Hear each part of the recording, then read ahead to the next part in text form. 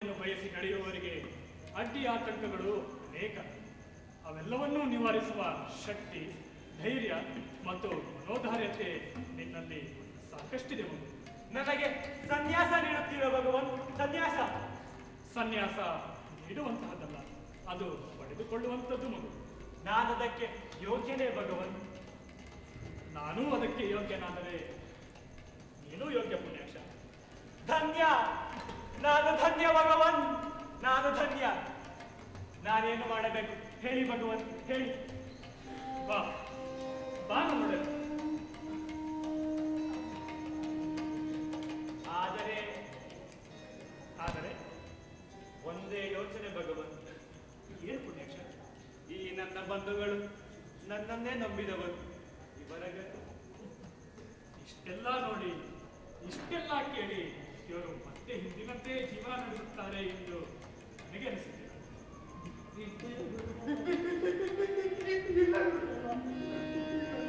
ಒಳ್ಳೆ ಪುಣ್ಯಾಕ್ಷ, ನಮ್ಮ ಸೇನಜಿತನಿಗೆ ಇವರಿಗೆ ಏನಾದರೂ ವ್ಯವಸ್ಥೆ ಮಾಡುವಂತೆ ಹೇಳುತ್ತೇನೆ. ಈಗ ನಡೆ, ನಿನ್ನ ಸೋದರರು ನಿನಗಾಗಿ ಕಾಯುತ್ತಿದ್ದಾರೆ. ಆಯಿತು ಭಗವನ್.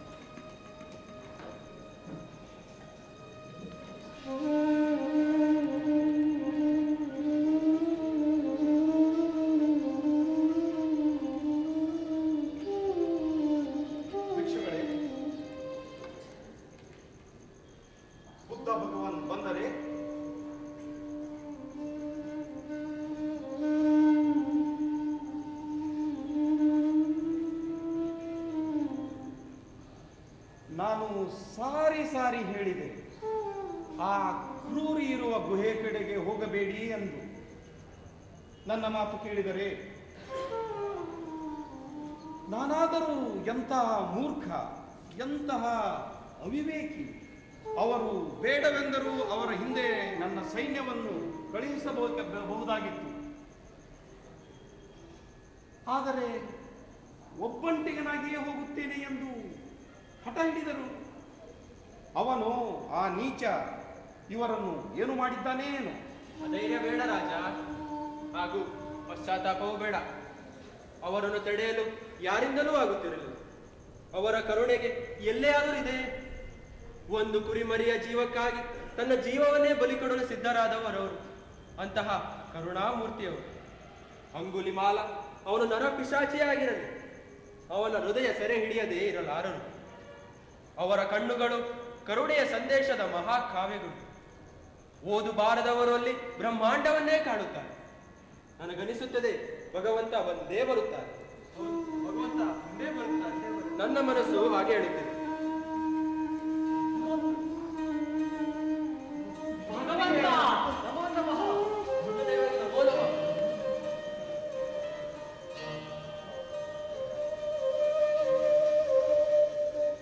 ಗುರುದೇವ, ಗುರುದೇವ, ತಮ್ಮನ್ನು ನೋಡಿ ನಮ್ಮ ಪ್ರಾಣಗಳು ಮತ್ತೆ ಬಂದಿವೆ. ಗುರುದೇವ, ತಾವು ಅಂಗುಲಿಮಾಲನನ್ನು ನೋಡಲಿಲ್ಲವೇ? ನೋಡಿದ್ದೆ ರಾಜ. ಮತ್ತೆ ಮತ್ತೆ ಮತ್ತೆ ಏನು? ಮತ್ತೆ ತಮಗೇನು ಆಗೇ ಇಲ್ಲ. ನೀವೆಲ್ಲರೂ ಭ್ರಾಂತಿಯಲ್ಲಿದ್ದೀರಿ ರಾಜ. ಭಗವಂತ, ತಾವು ಏನು ಹೇಳ್ತಿದ್ದೀರಿ ಎಂದು ನನಗೆ ಒಂದೂ ಅರ್ಥವಾಗುತ್ತಿಲ್ಲ. ಆ ಭ್ರಾಂತಿಯ ತೆರೆ ಸರಿದರೆ ಆದೀತು ರಾಜ. ಗುರುದೇವ, ಅದು ಬಿಡಿ. ಆ ನೀಚ ಇಂದು ಇಲ್ಲಿಗೆ ಬರುತ್ತೇನೆ ಎಂದು ಸುದ್ದಿ ಹರಡಿದ್ದ, ಬರಲಿಲ್ಲವೇ? ಬಂದಿದ್ದಾನೆ ರಾಜ, ಇಲ್ಲೇ ಇದ್ದಾನೆ. ಎಲ್ಲಿ ಎಲ್ಲಿ? ಶಾಂತಿ, ಎಲ್ಲರೂ ಶಾಂತರಾಗಿ ರಾಜ. ಕತ್ತಿಯ ಅವಶ್ಯಕತೆ ಇಲ್ಲ. ಅದನ್ನು ನಾನು ಪ್ರಮಾಣಿಸಿ ತೋರಿಸಿ ಆಯಿತು. ಮಗು ಪುಣ್ಯಾಕ್ಷ, ಮುಂದೆ ಬನ್ನಿ. ಆನಂದ, ಇದು ನಮ್ಮ ಸಂಘಕ್ಕೆ ನನ್ನದೊಂದು ಹೊಸ ಕಾಣಿಕೆ. ಅಂಗುಲಿಮಾಲ ಎಂದು ನಿಮ್ಮಿಂದ ಕರೆಯಲ್ಪಡುತ್ತಿದ್ದವನು ಇವನು. ಇವನ ಅಂಗುಲಿಮಾಲ. ಹಿಂದಷ್ಟೇ ಅಂಗುಲಿಮಾಲ, ಈಗ ಬುದ್ಧದೇವ ಕರುಣಾಮಾಲ. ಆನಂದ, ಸಾರಿಪುತ್ರ, ಸೋದರರೇ, ಇವನನ್ನು ಸ್ವೀಕರಿಸಿ.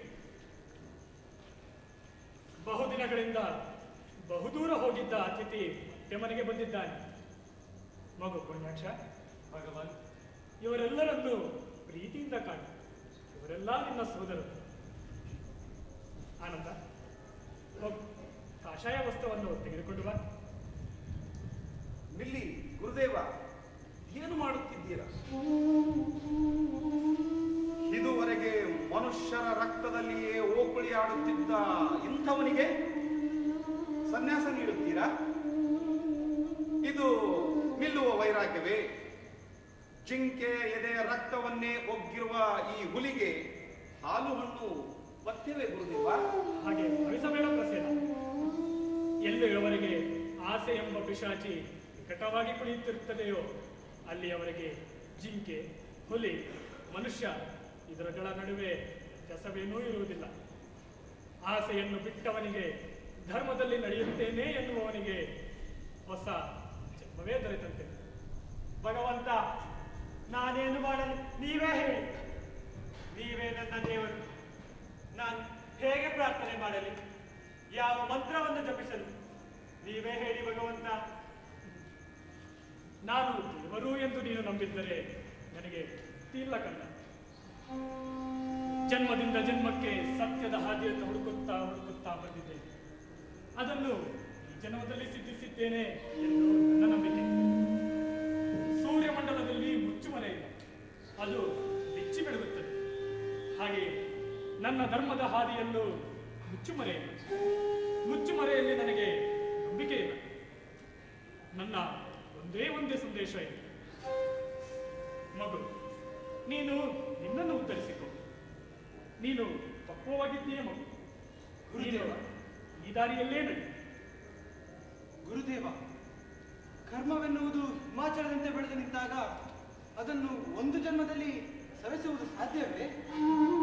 ಆನಂದ, ಒಂದು ಹಿಡಿ ಉಪ್ಪನ್ನು ಒಂದು ಬಟ್ಟಲು ನೀರಿಗೆ ಹಾಕಿದರೆ ಆ ನೀರೆಲ್ಲ ಉಪ್ಪಾಗುತ್ತದೆ. ಅನಂತರ ಅದನ್ನು ನಾಲಿಗೆಗೆ ಸೋಕಿಸುವಂತೆಯೇ ಇಲ್ಲ. ಅದೇ ಒಂದು ಹಿಡಿ ಉಪ್ಪನ್ನು ಗಂಗೆಗೆ ಹಾಕಿದರೆ ಅವಳು ಅದನ್ನು ಕರಗಿಸಿ ಮತ್ತೆ ಎಂದಿನಂತೆ ಹರಿಯುತ್ತಾಳೆ.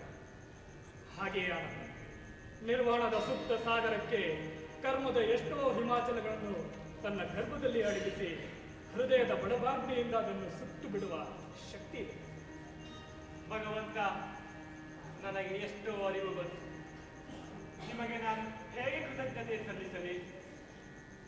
ನೀವು ಪ್ರೀತಿಯ ಆಕಾಶ, ಕರುಣೆಯ ಕಡಲು, ಜೀವದ ಹಂಗನ್ನೇ ತೊರೆದು ನನ್ನಲ್ಲಿಗೆ ಬಂದಿರಿ.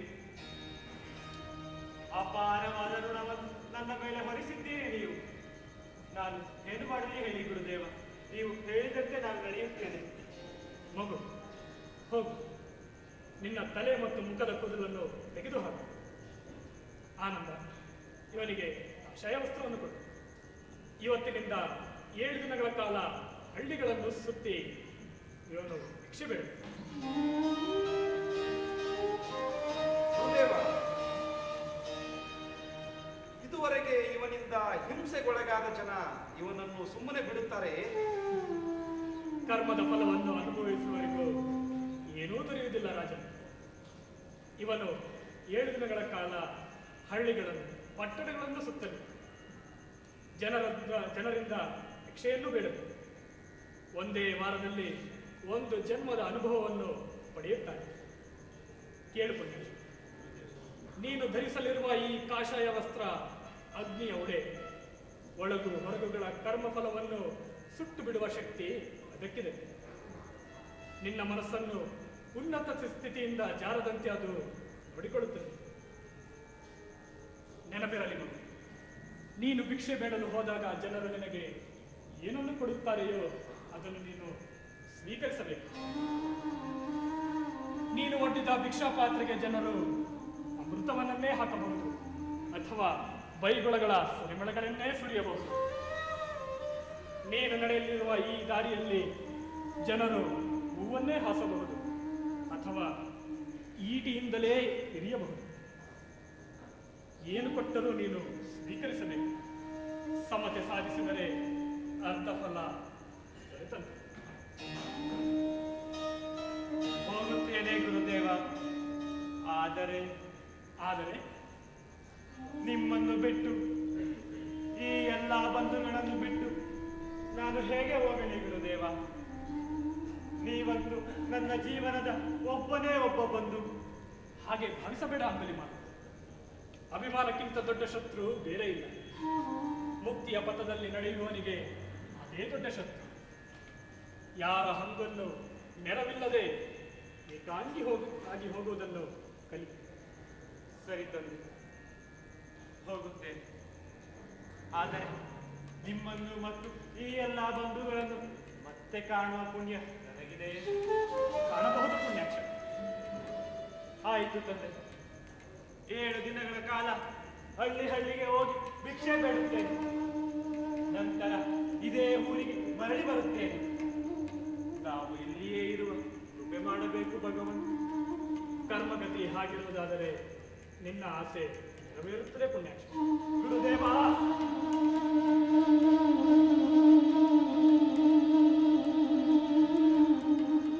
ರೇವತ, ಪುಣ್ಯಾಕ್ಷನನ್ನು ನೀನು ಕರೆದುಕೊಳ್ಳುವುದು.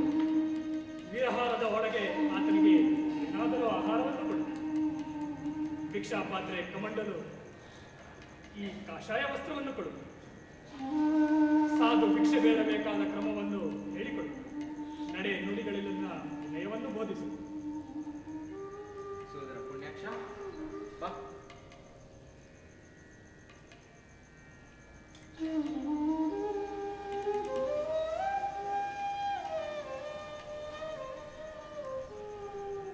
ಗುರುದೇವ, ಎಂತಹ ಸೋಜಿಗವನ್ನು ನಡೆಸಿದ್ದೀರಿ ಗುರುದೇವ.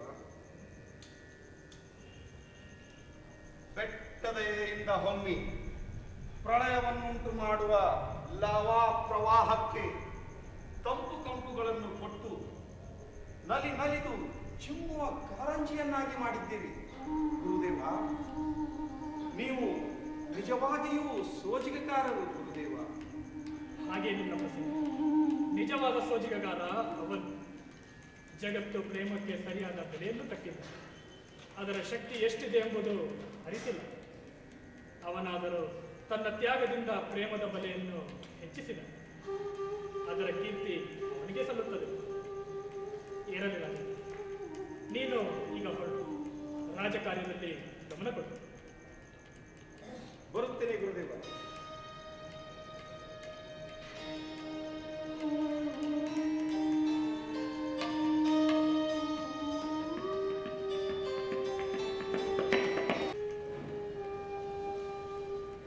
ಲೋಕದಲ್ಲಿ ನಾವು ಧರ್ಮದ ಮಾತನಾಡುತ್ತೇವೆ, ಆದರೆ ಆಚರಿಸುವುದು ಕಷ್ಟ. ನುಡಿ ಸುಲಭ, ನಡೆ ದುರ್ಲಭ. ತಾವು ಯಾರು? ತಮಗೆ ಏನು ಬೇಕು? ಸಾರಿಪುತ್ರ, ಸಾಕು, ನಿಲ್ಲಿಸು ನಿನ್ನ ಮಾತು. ಭಾರದ್ವಾಜ ಇಲ್ಲಿ ಬೊಗಳು. ಯಾರು? ಮೊನ್ನೆ ತಾನೇ ಪ್ರತಿಜ್ಞೆಯನ್ನು ಸ್ವೀಕರಿಸಿದನಲ್ಲ ಅವನೇ? ಹೌದು, ಅವನೇ. ನಿನ್ನ ಹಾಳು ಮಾತು ಕೇಳಿ ಮನೆ ಮಠ ಬಿಟ್ಟು ಬಂದಿದ್ದಾನೆ. ಹೆಂಡತಿಯ ಪಾಯಿಗೆ ಮಣ್ಣು ಹಾಕಿದ ನನ್ನ ಬಂಧು ಅವನು. ಇರಲಿ ತಮ್ಮ. ಮೊದಲು ನಿನ್ನ ಹೆಸರೇನು? ಚಂಡಾಳ! ನನ್ನ ಹೆಸರು ನಿರ್ಣಯಕ್ಕೂ ಹೋಗಲಿ ಕೇಳಿ ಹಾಳಾಕು. ನನ್ನ ಹೆಸರು ಭಾರದ್ವಾಜ. ಅವನಿಲ್ಲಿ ಹೇಳು. ನಿನ್ನ ಹಾಳು ಮಾತು ಕೇಳಿ ತಲೆ ಬೋಳಿಸಿ ಅವಲಕ್ಷಣ ಮಾಡಿಕೊಂಡಿಲ್ಲದಿದ್ದರೆ ಜುಟ್ಟು ಹಿಡಿದು ಎಳೆದುಕೊಂಡು ಹೋಗುತ್ತೇನೆ. ಇಲ್ಲದಿದ್ದರೆ ತಲೆ ಮೇಲೆ ಮೊಟಕ್ಕೆ ಬೆನ್ನಿನ ಮೇಲೆ ಗುದ್ದಿ ನೂಕಿಕೊಂಡು ಹೋಗುತ್ತೇನೆ. ಇನ್ನು ನಿನ್ನ ಮಾತು ಕೇಳಿ ಹಾಳಾಗೋದು ಬೇಡ. ನೀನೊಬ್ಬ ಗುರು, ಅವನೊಬ್ಬ ಶಿಷ್ಯ. ತಮ್ಮ ಭಾರದ್ವಾಜ, ಒಂದೇ ಒಂದು ಮಾತು. ಹೇಳು ಕಪಟ ಸನ್ಯಾಸಿ, ಹೇಳು. ಗುರುದೇವ, ನಿನಗೆ ಮನೆ ಇದೆ ಅಷ್ಟೇ?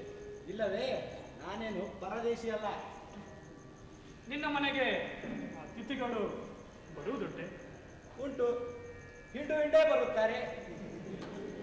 ಹಾಗೆ ಬಂದವರಿಗೆ ನೀನು ಹಾಲು, ಹಣ್ಣು ಮತ್ತೆ ಏನನ್ನಾದರೂ ಕೊಡುವುದುಂಟೆ? ಉಂಟು, ಕೊಟ್ಟಿದ್ದನ್ನೆಲ್ಲ ಅವರು ಧ್ವಂಸ ಮಾಡಿ ಹೋಗುವುದು ಉಂಟು. ನೀನು ಹಾಗೆ ಕೊಟ್ಟಿದ್ದನ್ನೆಲ್ಲ ಅವರು ಸ್ವೀಕರಿಸದಿದ್ದರೆ ಅದು ಯಾರಿಗೆ ಹೋಗುತ್ತದೆ? ಶನಿ ಕಳೆಯಿತು, ನನಗೇ ಉಳಿಯಿತು. ಹಾಗೆಯೇ ಭಾರದ್ವಾಜ, ನೀನು ಕೊಟ್ಟ ಬೈಗಳನ್ನೆಲ್ಲ ನಾನು ಸ್ವೀಕರಿಸುವುದಿಲ್ಲ ಎಂದರೆ ಅದು ಯಾರಿಗೆ ಹೋಗುತ್ತದೆ?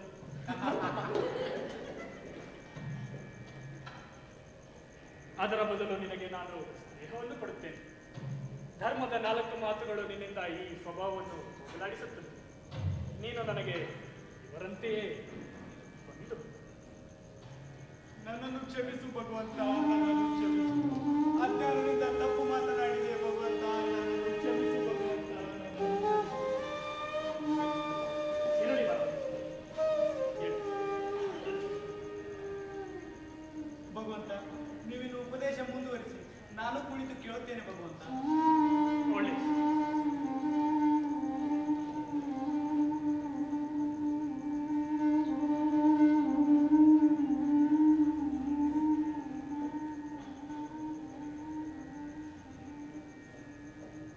ಭಗವನ್,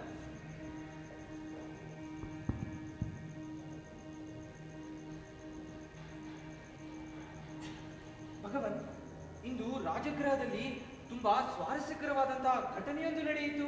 ಹೌದೇನು? ರಾಜಗೃಹದಲ್ಲಿ ರಾಜಪುರೋಹಿತರೊಬ್ಬರಿದ್ದಾರಲ್ಲ, ಅವರು ತಮ್ಮ ಮನೆಯಲ್ಲಿರುವ ಅತ್ಯಮೂಲ್ಯವಾದ ಕರಂಡವನ್ನು ತಂದು ತಮ್ಮ ಮನೆಯ ಮುಂದಿರುವ ಎತ್ತರವಾದಂತಹ ಕಂಬದ ಮೇಲಿಟ್ಟು, ಯಾರು ಇದನ್ನ ಏಣಿ ಬಳಸದೆ, ಕಂಬ ಹತ್ತದೆ, ಕೇವಲ ತಮ್ಮ ಪವಾಡ ಶಕ್ತಿಯಿಂದ ಮಾತ್ರ ಮುಟ್ಟುತ್ತಾರೆಯೋ ಅಂತವರಿಗೆ ಇದನ್ನ ಬಹುಮಾನವಾಗಿ ಕೊಡಲಾಗುತ್ತದೆ ಎಂದು ಸವಾಲು ಹಾಕಿದರು. ಯಾರಿಂದಲೂ ಈ ಸವಾಲನ್ನ ಸ್ವೀಕರಿಸಲಾಗಲಿಲ್ಲ ಗುರುದೇವ. ಆದ್ರೆ ನಮ್ಮ ಸೋದರ ನದಿ ಕಶ್ಯಪ ಇದ್ದಾನಲ್ಲ, ಒಂದು ಪವಾಡವನ್ನೇ ಮಾಡಿಬಿಟ್ಟ ಗುರುದೇವ. ಕಂಬದ ಬುಡದಲ್ಲಿ ನಿಂತು ಹಾಗೆ ಕೈ ಚಾಚುತ್ತಾನೆ. ಏನಾಶ್ಚರ್ಯ, ಅವನ ಕೈ ಹಾಗೆ ಬೆಳೆಯುತ್ತಾ ಬೆಳೆಯುತ್ತಾ ಬೆಳೆಯುತ್ತಾ ಹೋಗಿ ಕರಂಡವನ್ನ ಮುಟ್ಟಿಯೇ ಬಿಟ್ಟಿತು. ಅದು ಅವನಿಗೆ ಬಹುಮಾನವಾಗಿ ದೊರೆಯಿತು ಗುರುದೇವ. ಹೌದು ಗುರುದೇವ.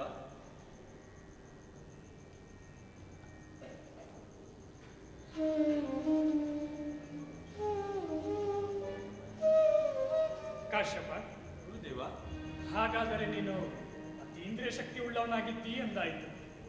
ಗುರುದೇವ, ಅಲ್ಪ ಸ್ವಲ್ಪ ಮಾತ್ರ. ಬೇರೆಯವರಿಗೂ ಇಂತಹ ಶಕ್ತಿ ಇರಬಹುದಲ್ಲ? ಇದ್ದರೆ ಆಶ್ಚರ್ಯವೇನಿಲ್ಲ ಭಗವಾನ್. ಅಂತಹ ಶಕ್ತಿ ಉಳ್ಳವರು ನಿನ್ನ ಜೀವವನ್ನು ತೆಗೆದುಕೊಂಡರೆ? ಏಕೆ ತೆಗೆದುಕೊಳ್ಳಬೇಕು ಭಗವಾನ್? ಅದೇನು ಅವರಿಗೆ ಸೇರಿದ್ದೆ? ಮತ್ತೆ ನೀನು ನಿನಗೆ ಸೇರದ ಈ ಚಂದನ ಕರಂಡವನ್ನು ಏಕೆ ತೆಗೆದುಕೊಂಡೆ? ಇದನ್ನು ತೆಗೆದುಕೊಳ್ಳಬಹುದು ಎಂದು ಪಂಥವನ್ನು ಕಟ್ಟಲಾಗಿತ್ತು ಭಗವಾನ್. ಸರಿ ಕಾಶ್ಯಪ, ಆದರೆ ಅದರ ಅವಶ್ಯಕತೆ ನಿನಗೆ ಇಷ್ಟೇ? ಇಲ್ಲ ತಂದೆ, ಇಲ್ಲ. ಮತ್ತೆ ನೀನು ಸಾಧು. ಅಗತ್ಯವಿಲ್ಲದ ವಸ್ತುಗಳನ್ನು ಪಡೆಯುವುದಕ್ಕೆ ನೀನು ಆ ಇಂದ್ರಿಯ ಶಕ್ತಿಗಳನ್ನು ವಿನಿಯೋಗಿಸಿದೆ. ಆಗ ನಿನ್ನ ಮನಸ್ಸು ಆಸೆಯಿಂದ ದುರ್ಬಲವಾಗಿತ್ತು. ಮುಂದೆ ಇಂತಹ ಒಂದು ದುರ್ಲಭ ಸಂದರ್ಭದಲ್ಲಿ ನೀನು ಆ ಇಂದ್ರಿಯ ಶಕ್ತಿಗಳನ್ನು ಇಂದ್ರಿಯ ಭೋಗದ ವಸ್ತುಗಳಿಗಾಗಿ ವಿನಿಯೋಗಿಸಬಹುದಲ್ಲ? ತಂದೆ, ನನಗೆ ಅರ್ಥವಾಗುತ್ತಿದೆ ತಂದೆ. ನಾನು ಜಾರುತ್ತಿದ್ದೇನೆ ತಂದೆ. ಹೆದರಬೇಡ ಕಾಶ್ಯಪ, ಎದ್ದು ಹೋಗು. ಆ ಚಂದನದ ಕರಂಡವನ್ನು ಎಸೆದು ಬಾ. ಹಾಗೆಯೇ ನಿನ್ನ ಆ ಪವಾಡ ಶಕ್ತಿಯೂ ಕೂಡ. ಹಾಗೆ ಆಗಲಿ.